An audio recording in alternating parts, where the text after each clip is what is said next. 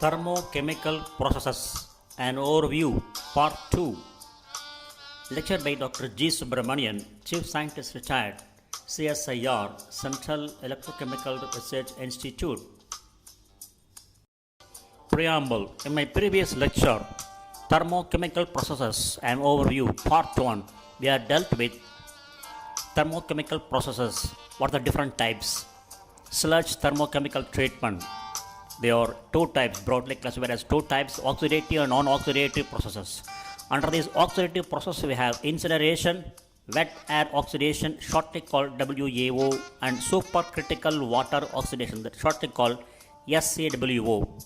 Under non-oxidative process, we have gasification, that is partial oxidation, then hydrothermal processes. Under this, we have three categories: hydrothermal carbonization, hydrothermal liquefaction, and hydrothermal gasification. And finally, we have pyrolysis. Continuation of preamble, that is my previous lecture on thermochemical processes and an overview, Part 1. So under this oxidative thermochemical treatment of sludge, we have incineration, wet air oxidation, and supercritical water oxidation. Incineration of sludge. Autotech sustainable sewage sludge incineration for the canton of Zurich plant. The largest and most advanced incineration plant in Switzerland, completed in 2015 with an annual capacity of 1,100 tons.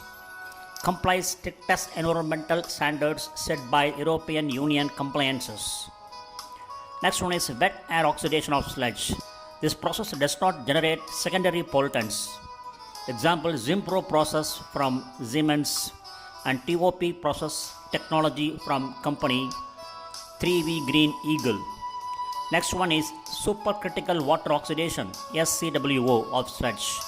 Supercritical refers to the state of water within a specific region of pressure greater than 218 bar and temperature greater than 374 degrees centigrade. States of water as a function of temperature and pressure. Here we dealt with triple point, critical point, and supercritical fluid. Example, supercritical water oxidation process for sewage sludge treatment.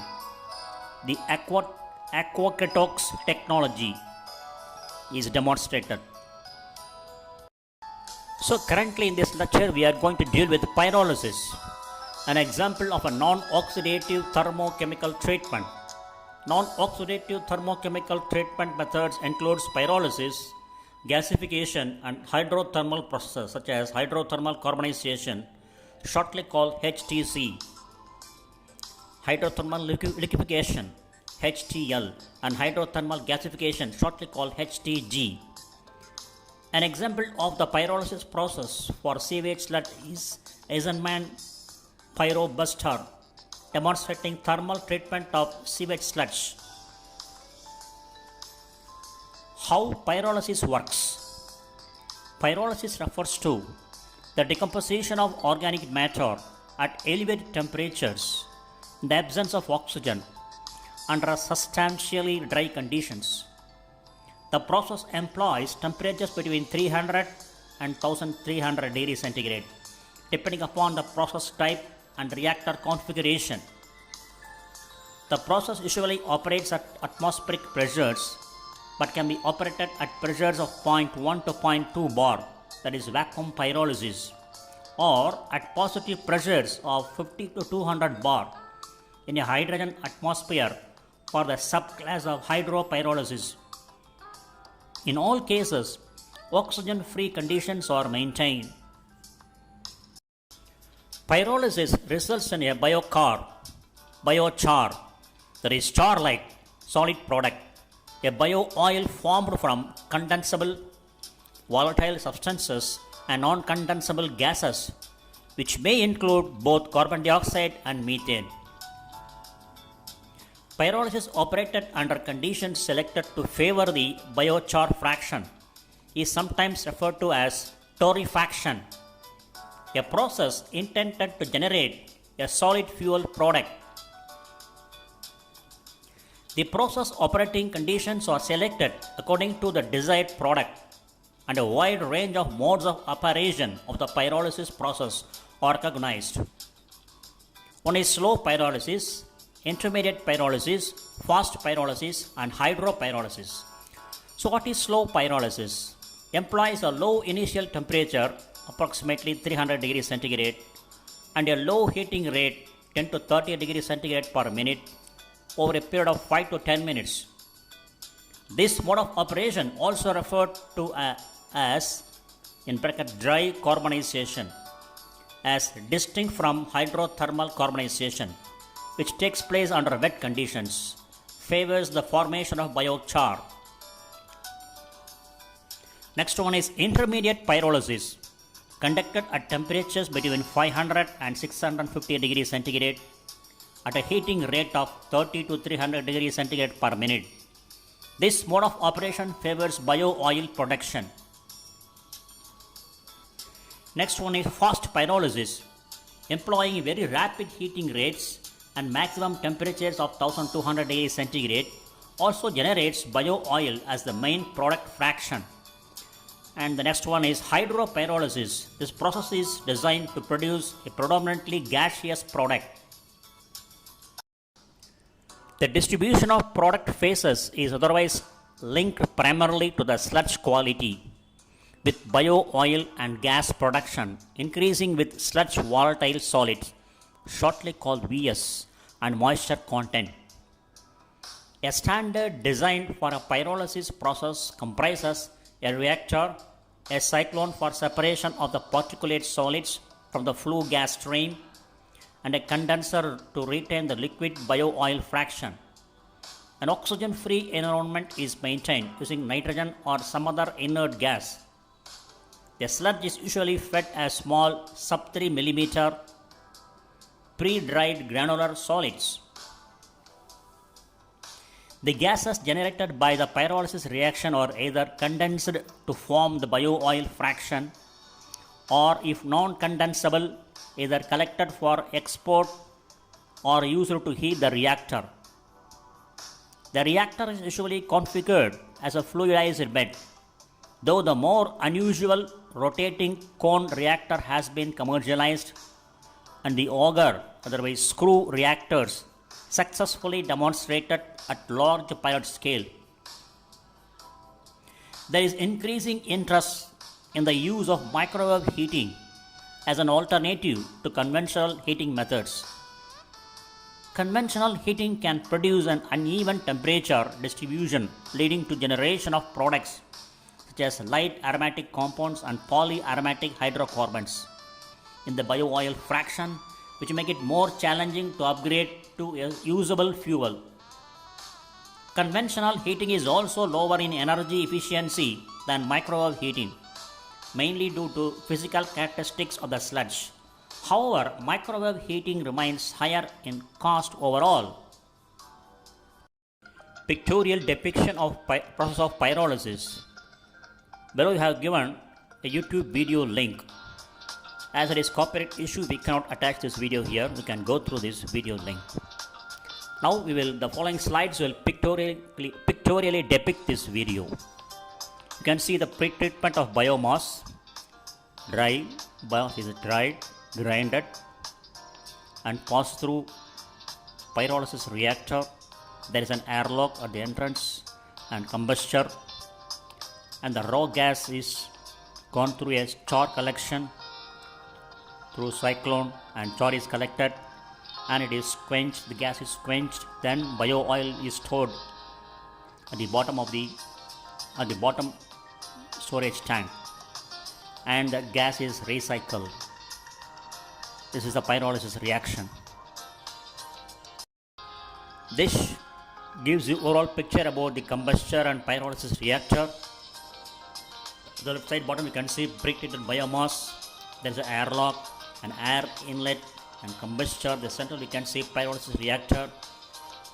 Through this, at the top you can see produce raw gases.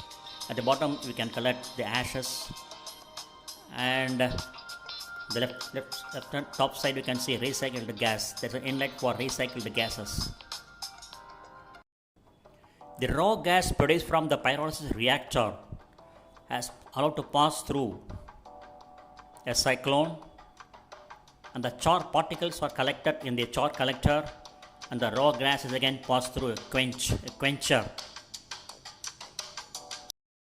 You can see the quencher. The raw gases, after passing through cyclone, it passes through the quencher and it is recycled. The recycled gases again pass through. At the bottom you can see the bio oil collection, and the bio oil is collected in a storage tank. Again, this is overall view of the pyrolysis process. At the bottom you can see biofuel storage tank, which collects the bio oil from the quencher. So this is the overall view of the pyrolysis process. Another video explains thermochemical conversion of biomass to biofuels via pyrolysis. At the bottom you can see the video link given. Using this link you can view this video. And the forthcoming slides explains the process involved in the video. The thermochemical conversion process uses heat to break down biomass into intermediates such as gas or bio-oil, which can be upgraded into fuel and other products. One type of thermochemical conversion process is pyrolysis, a method that uses heat to decompose biomass in the absence of oxygen. Here is one example of the pyrolysis process. Wood materials such as forest residue is a common feedstock for the pyrolysis process. For best results, feedstock particles are less than 2 mm in size and have less than 10% moisture content by weight. The process of pyrolysis heats the biomass at moderate temperatures in the absence of oxygen. This produces vapors that are condensed into liquid bio-oil. Char is also produced during the pyrolysis process. Cleanup and stabilization of the bio-oil make it more suitable for storage, downstream processing and end use. Cleanup consists of filtering out particulates and ash before the bio-oil is condensed into a liquid. Stabilization typically involves mild hydrotreating, a process that uses hydrogen to remove contaminants such as sulfur, nitrogen, or in the case of bio-oils, oxygen. Hydrotreating occurs with high hydrogen pressures in the presence of catalysts. Oxygen is eliminated mostly as water along with some carbon dioxide. Other processes to remove oxygen are also being examined. Eliminating oxygen creates a less reactive bio-oil with lower acidity. The less reactive bio-oil may be stored longer and is more suitable for use as a fuel oil. The less acidic bio-oil may be more readily accepted into current infrastructure by achieving chemical compatibility with infrastructure materials such as pipes, reactors, and tanks. Mild hydrotreating is usually followed by more severe hydrotreating, which is required for the bio-oil to be suitable for use in a conventional petroleum refinery at several insertion points. Then, using technologies employed by existing refineries today, the bio-oil goes through a hydrocracking process which tailors the molecule sizes to be in the desired range for gasoline, diesel, or jet fuel. The Department of Energy is supporting the development of innovative technologies that result in higher quality bio-oil that lowers subsequent upgrading cost, allows for longer storage, and improves commercial viability. Advancing these technologies will help bring clean, renewable transportation fuels to the marketplace that can be used in the place of petroleum.